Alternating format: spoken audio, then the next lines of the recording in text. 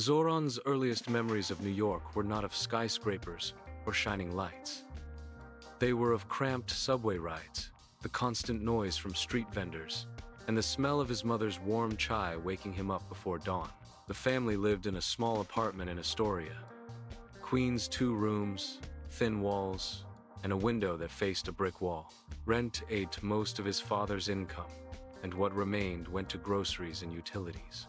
His father worked as a cab driver, driving through the endless maze of Manhattan streets, often returning home with tired eyes and unpaid fares.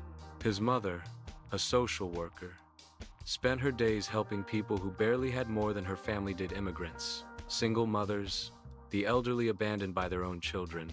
Though she earned little, she carried an unbreakable softness in her voice and strength in her heart. "Education is our only inheritance," she would tell Zohran as she packed his school bag with books borrowed from the public library. "We don't own land. We don't have businesses. What we have is what we can learn and how we treat others."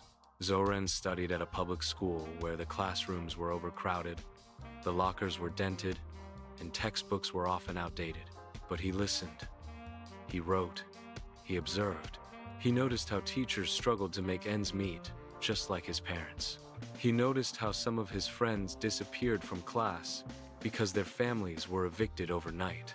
After school, while other kids played basketball or video games, Zohran helped his father clean the cab, picking candy wrappers off the seats and wiping the windows with an old cotton cloth. At night, he sat by the window, doing homework under a flickering bulb, the sounds of sirens and honking cars blending into his thoughts.